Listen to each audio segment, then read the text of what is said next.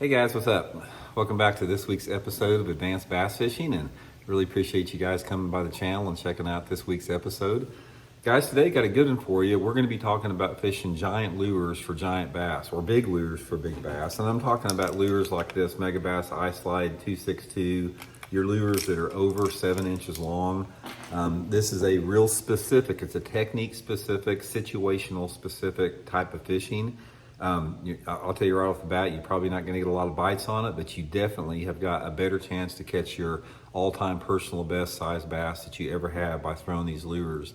So we're going to get into that in the video, and we're going to cover a lot of stuff on this. We're going to talk about the mood and the personality the fish have to be in order to bite these lures. We're going to talk about the weather conditions, because weather conditions are so critical. You can never get a bite on this thing really unless you fish it in the right situation for the water they're in. Talk about the equipment, the line, the cadences, the retrieve, everything you need to know about fishing big lures. So it's going to be a really good episode here. Also, guys, before we get started here, just if you guys are interested in giving back here to Advanced Bass Fishing for the information in these seminar formats, the best way that you can do that is use our links we put in the description, especially my Tackle Warehouse link, guys. If you guys would use and bookmark that Tackle Warehouse link to purchase any equipment that you guys ever need in your fishing, you're really helping out the channel. That's the best way that you can possibly do that, along with subscribing to the channel. So I really appreciate everybody that's taking the time to use that Tackle Warehouse link and subscribe to the channel, because with that Tackle Warehouse link, guys, what you do is, say if you buy a crankbait or whatever like that, the channel gets a small percentage of the commission on that sale. So it's a good way to get your own tackle and help the channel out at the same time. Really appreciate that. Okay, guys, first of all, let's have a little conversation about the baits in general, as far as the mood and the personality that the fish have to be in. When you're talking about fishing these really big lures, like this big 10-inch Megabass mag draft out there, there's a shift that has to take place within you, like internally, mentally, with that. Because when you decide that you want to get into this area of bass fishing out there, you've got to realize that it's not going to be like normal bass fishing. It's like, this is a low percentage, high risk, high reward technique. So when you start doing this, you have to lower your expectations on the number of bites that you're going to get. I'm not saying you can't get a lot of bites on them under certain situations. Most of the time, the baits that I'm talking about here in today's video, if you go out and you get, say, 3 to 6 bites a day on these lures here, you've had a really good day. So when you go fishing with these type of lures, one of the things that you have to do that separates people that never catch anything on big lures, and then people that, like Oliver Nye, that's probably the foremost big bass expert in the country, who's caught a 17-pound fish on one of these lures. You just have to realize out there that you may throw it all day long and not get a bite, and you can't throw it for like 20 minutes and put it down. This is a type of fishing where you have to go out and take nothing in your boat but these lures, and nothing in your boat except the rods to fish those lures on, and throw them from the time you put your boat in the water until the time you take it out. Never take them out of your hand. That's the only way that you're going to experience the potential that these lures have to catch really giant bass. Now, also with that, guys, is in order for the bass to hit these particular type of lures, and we're going to go over each one of them. I'm going to show you each one of the lures I got set up here that was in the thumbnail. We're going to talk about specific situations when you need to use them. The bass have got to be super aggressive in order to bite these things. And in order for those fish to be super aggressive, you have to have the right set of conditions. So right off the bat, I'll tell you that the only time that you need to make a commitment to these lures is when you have a day that you go fishing and you've got it's a normal or above average temperature. You've got to have some pretty strong winds. You got to have winds I like at least 10 or 15 miles an hour, in that 10 to 20 mile an hour zone. The wind needs to be out of the southwest or southwest. You need to have a steady or a falling barometric pressure. And you need to have some type of at least 80% cloud coverage. I prefer a cloudy, rainy day myself. So if you have all of those elements together within that set of weather conditions, your odds of getting bit on this thing go through the roof compared to what if you don't have that. Let's say, for example, if you try to go out there and the wind's not blowing much and it's sunny, you're just wasting your time.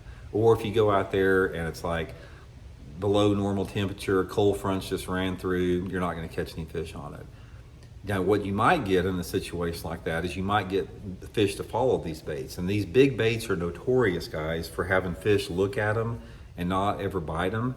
But if you're actually going to get the fish to bite the things, you have to have that set of conditions in order to create that.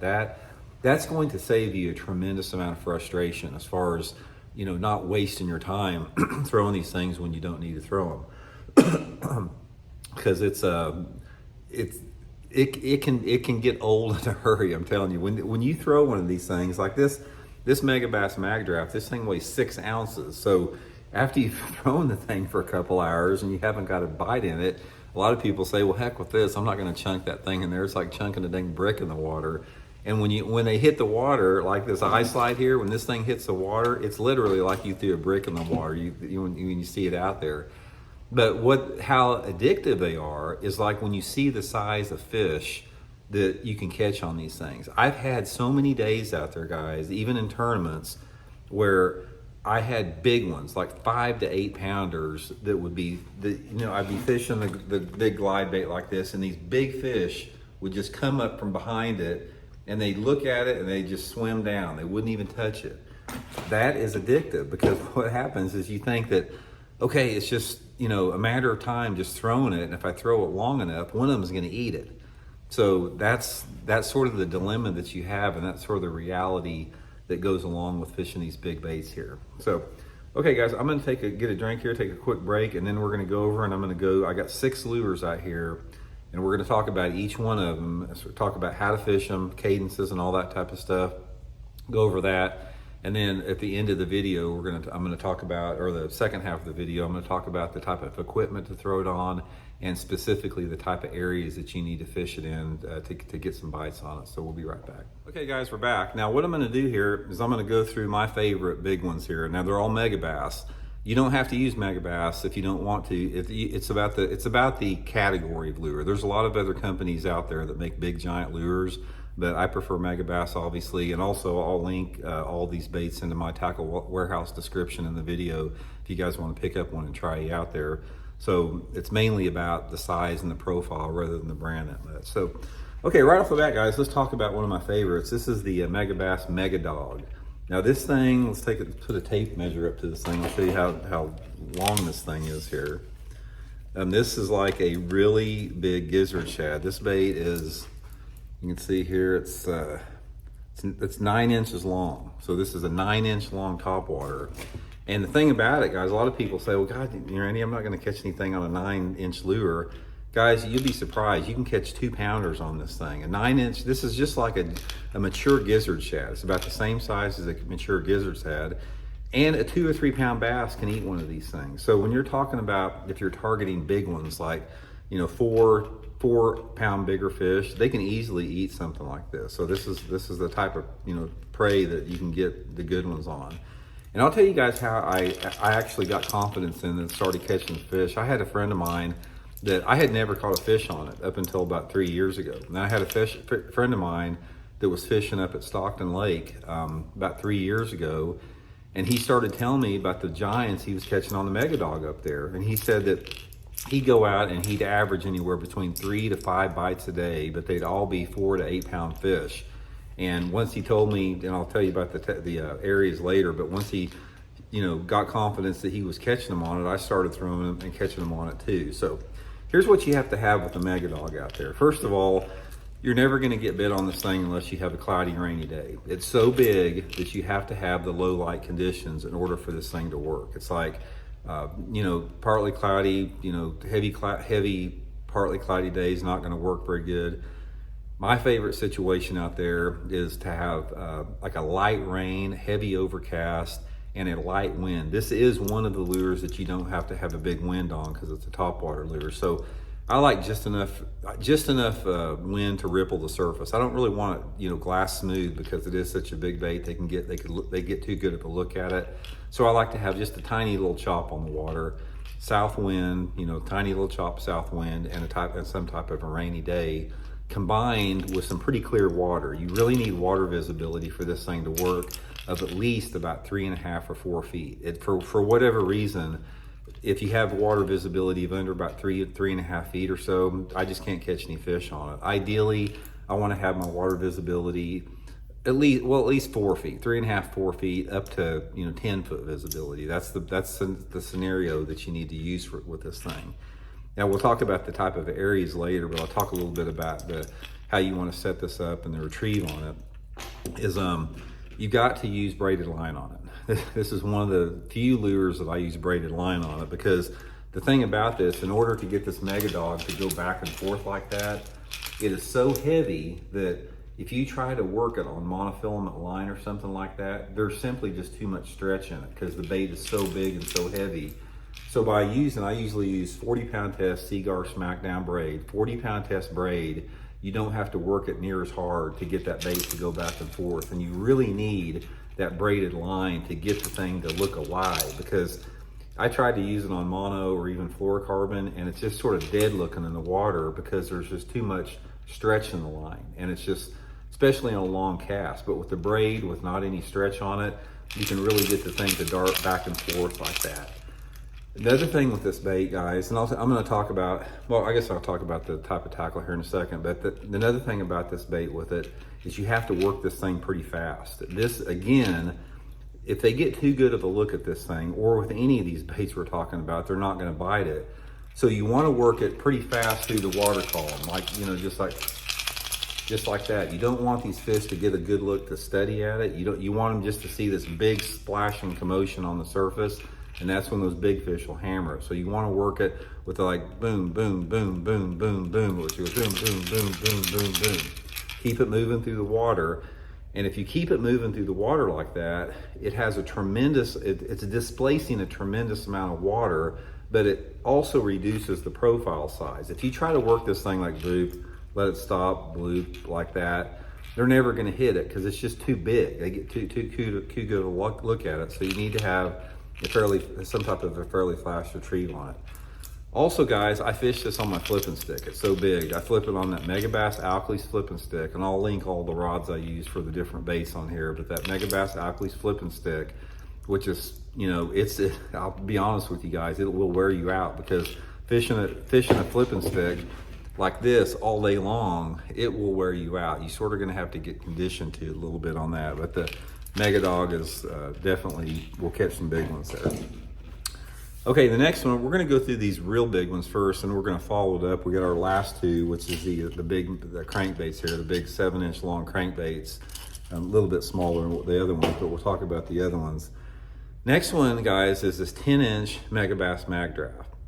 Now, guys, when you see this thing right here, this thing looks unbelievable in the water. It's like this, if you want, trust me, guys, if you get a 10-inch Megabass Mag Draft, everybody's familiar with a 6-inch, which catches a ton of fish. This thing looks like something alive in the water. This big wagon tail on the thing like that, it really, really moves a lot of water. It really, really triggers and attracts big ones. And then that hot head coming side to side like that, this thing looks super good in the water. Now, the thing about the 10-inch Mag Draft here is a little bit different than the other one. Like I said, this thing weighs 6 ounces, it's big.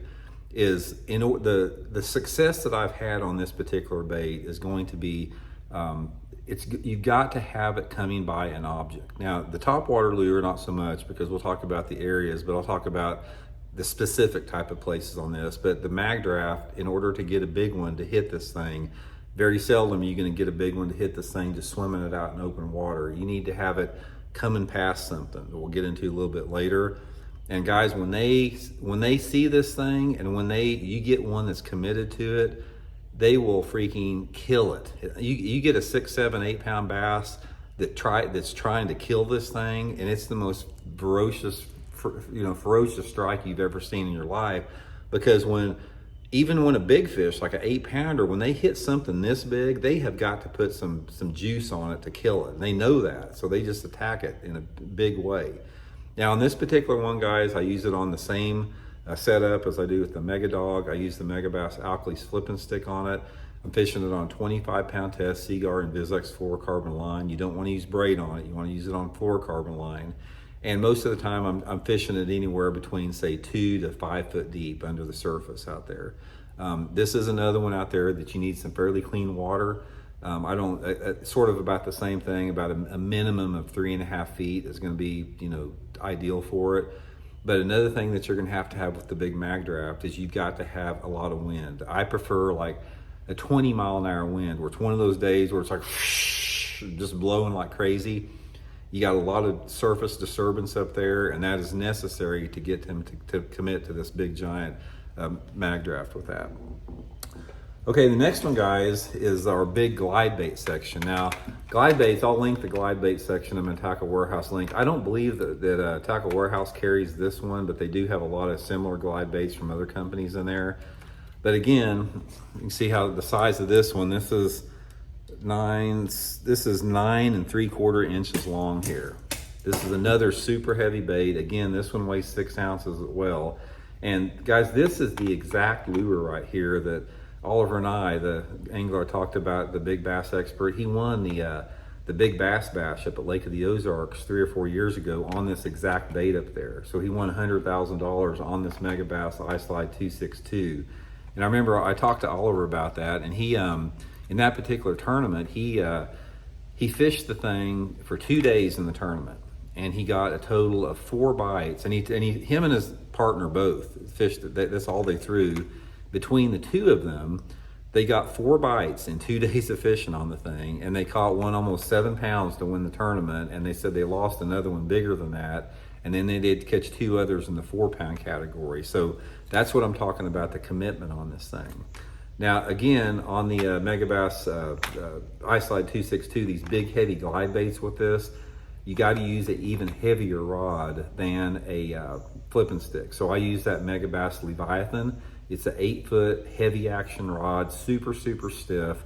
But if you try to throw a bait like this, with this much mass on it, even a flipping stick, when you throw that thing, it seems like it's going to break in two. So you got to have a heavy action 8-foot rod to throw this thing with it. And again, I'm throwing it 25-pound test Seaguar and Vizex line. And the thing about the action on that, I forgot to tell you about the big mag draft. Most of the time on this big mag draft, I'm just using just a straight medium retrieve, nothing fancy. But the thing about the big glide baits, whether it be the iSlide or any other glide bait that you get, when you reel them through the water column, oh, that's got a stain on my shirt there. That looks really good, I bet to you guys. But anyway, guys, when you just reel them straight through with your reel, they come through the water in an S pattern like that. And you can catch an occasional fish on them, but the way that I fish this thing, guys, is just like a subtle jerk bait. I'll throw it out there and I'll go boom, boom, boom, boom, let it pause. Boom, boom, boom, pause. And so what it does is when you're jerking, it goes boom, boom, boom, pause. And when you pause it, let's say, for example, you boom, boom, boom, boom, and you pause it, it'll like turn slow like that. And that's usually when they hammer it. So on any of these glide baits like this, I don't care if it's the big 9-incher like this or even one down smaller like a 6-incher, work them like a subtle jerk bait where they dart back and forth like a jerk bait, and always keep it in sight. That's the thing that I found out about a big glide bait, is you need to keep it high in the water column, because if you get it too low in the water column, like if you get it down 3, 4, 5 foot, again, this bait is so massive that if those big ones come up and study it, and they don't have to look up on it, if it's down to their level and you're not working it fast enough, they're never going to hit it, because it's obvious it's not real. So try to move it, jerk it as a fairly fast pace, like that, keeping it high up above their heads, almost near the top of the water. It's going to be a really good way to fish it.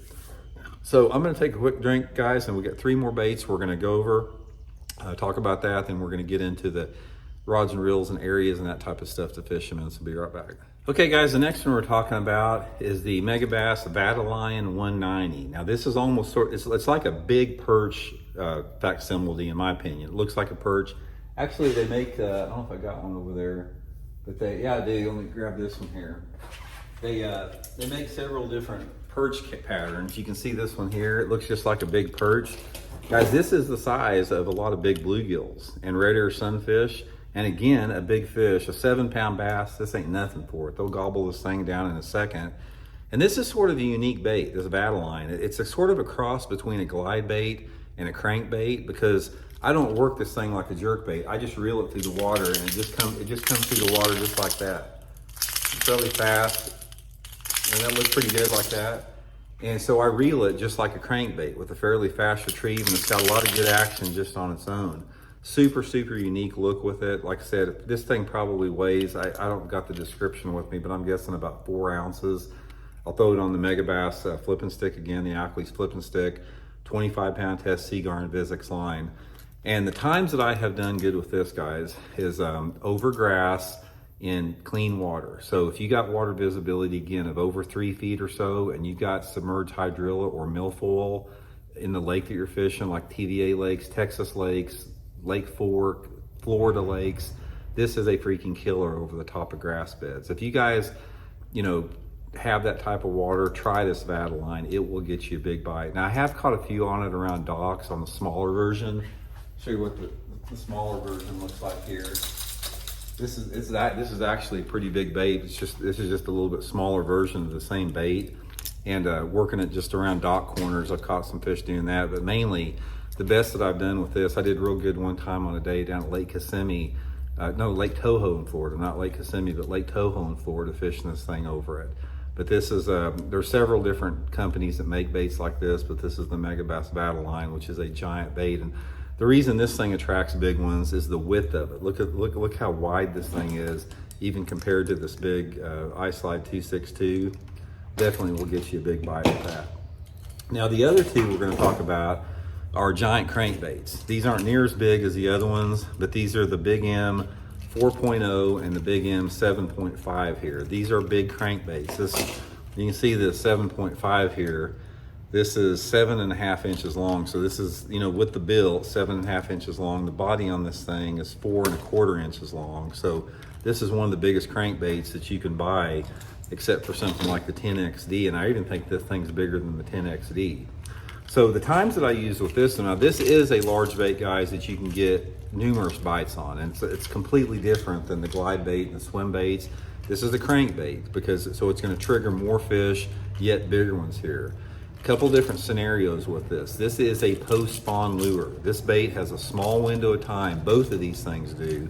From about now until July is when you want to use these big giant crankbaits, when those fish get off the bank in hard structure. We'll talk about some areas a little bit later.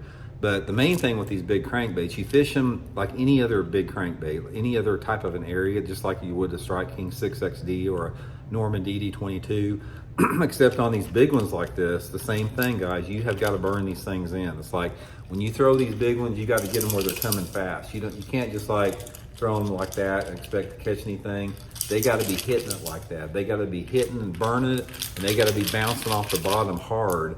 And that's one of the things that'll attract a lot of these fish on the 7.5 is this lip digs so deep, and it throws up a lot of commotion on the bottom, because this bait here will dive 25 foot deep on about 10 or 12 pound line.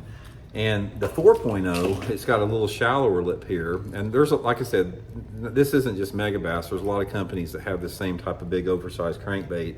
But this is a great ledge bait here. So all you guys that fish like the TVA lakes, these baits, even with the smaller lips, are going to get down 8 to 10 foot deep.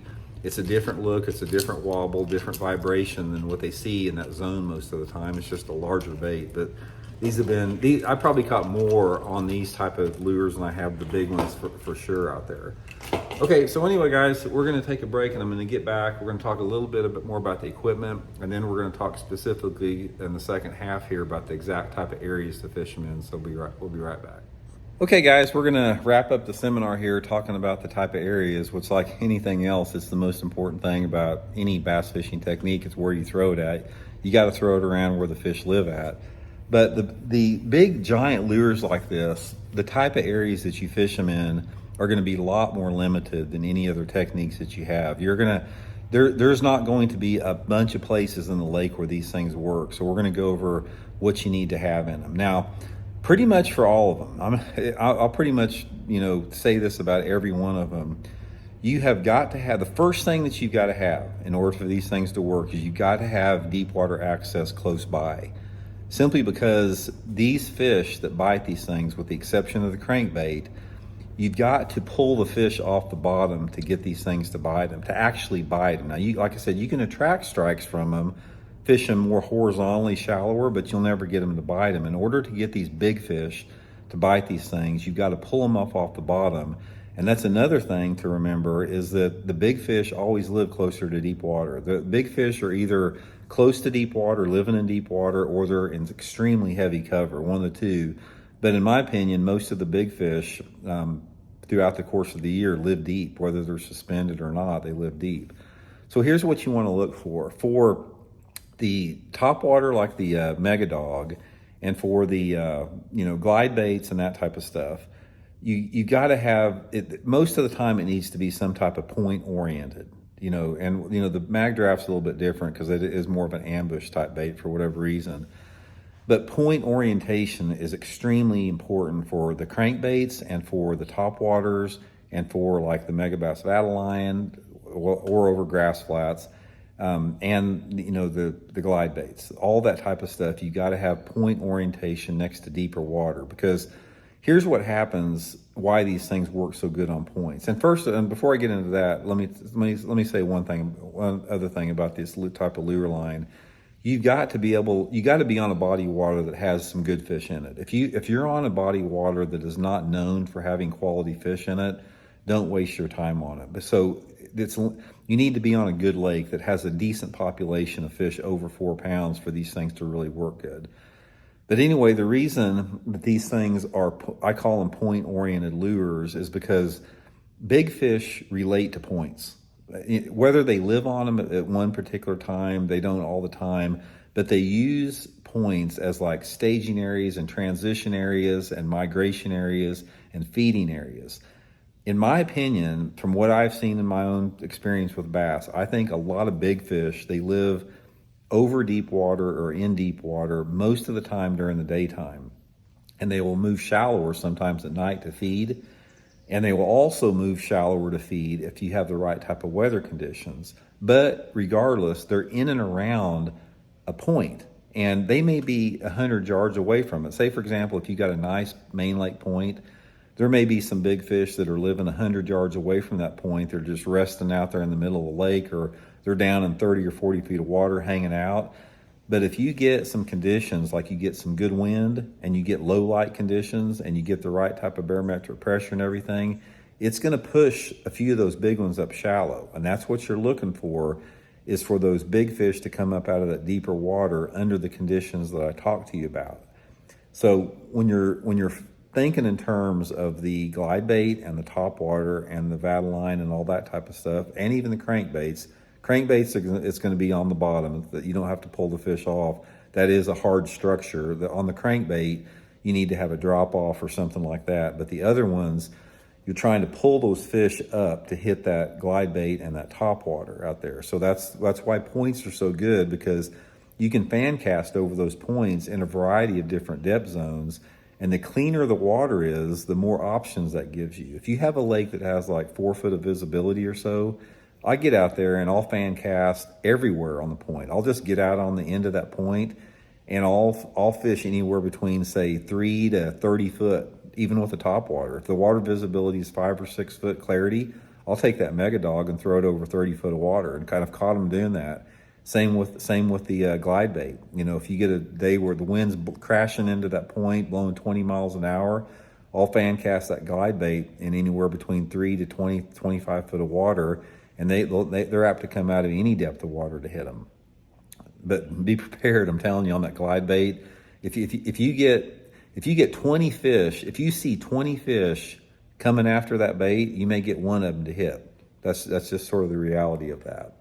So that's going to be the the main thing with areas on that. Now, the swim bait, the big mag draft, for whatever reason, I don't quite understand it, is I have never been able to catch anything on that big giant mag draft throwing it on points or in open water. Everything I've caught on it has come next to some type of hard structure, like around the edge of a boat dock, around the end of a blown down tree, down the side of a log that's next to deeper water. The same thing holds true though, guys. Even if you're fishing a dock or a lay down tree, there needs to be some type of deep water access to it. Probably my favorite area to fish that big giant mag draft on is like commercial boat docks. Those boat docks that are in deeper water where you can throw it down the front of it, throw it down the sides of it. But I don't understand. That's one of the things, mysteries about fishing, is I can catch them on the glide bait over the open water, but I can't catch them on the mag draft over the open water. It's one of those quirks about fishing that's just, what it is what it is. You can't really overanalyze it with that. And finally, guys, here, the main thing about it is you got to have the right rod and reel setup on it. I don't have the right reels for it. If you're really, really serious and you're hardcore about it, you need to get you a large diameter bait cast reel that can hold a lot of big line. And I'll put some of those recommendations in my Tackle Warehouse link here as far as the reels. But the reels that I use are just traditional bass fishing reels, because I don't use these too much. I do use them, but I don't use them enough to like justify buying a completely separate line of reels. But you need something like a 6-to-1, like a lower speed gear ratio that gives you more power, large diameter spool, and like I said, you need at least a flipping stick to throw these things on, preferably a heavy action 8-footer that's even stiffer than a flipping stick. But anyway, guys, it's not for everybody. I'm not saying it is. I know the people that like this type of fishing are completely addicted to it, and because they've caught giants on it. I mean, it's just like Oliver. If you catch a 17-pound bass on a giant glide bait, you're going to be hooked on the thing. And it's so easy to get hooked on them if you catch big ones on it. Because I remember we were fishing a BFL tournament last year at Table Rock, and I was fishing that big glide bait after I caught my limit. Which I caught my limit pretty quick, just like on the 6-inch mag draft, I caught a pretty quick limit and a floating worm. So I started throwing that big glide bait, and I had 2 or 3 like 6 to 7 pounders like that far away from it, and I got so sucked in by seeing those giant bass right underneath that thing that I threw it all day long and never caught a fish on it.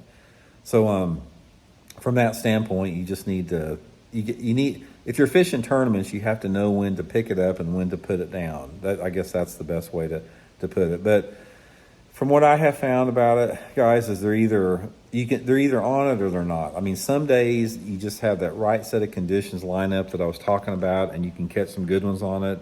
Other days, you may get some good ones follow it, and other days you may never get a fish to look at it. But it's a fun way to fish. I mean, if you guys are just wanting to catch big ones, try it, because that's your odds of catching a big one is not better with anything else out there. Normally, if you catch a big fish just on regular lures, it's a exception to the rule. But when you throw these big giant lures out there, you're expecting to catch giants. And I have caught 2-pounders on it, but I'm guessing the average fish that I've caught on these giant lures have been over 4 pounds for sure. I've never caught a true giant on the thing. I've caught a couple 7 and 8 pounders on it over the years. I've had a couple that looked bigger than that looked at it and didn't get it. But it's fun, I'm telling you. So if you guys want to try it, get you a few of them. And especially if you have a lake that has big fish in it, like all you guys that live in California, you dudes that live in Texas, you guys that live in Florida, take advantage of that, because you're in the big bass waters. Texas, California, and Florida have all the big bass. I mean, any bass taken outside of those 3 states that weigh over 7 pounds is like a unicorn. They're super rare. So anyway, guys, hope it helps you catch some big ones. We'll talk next week.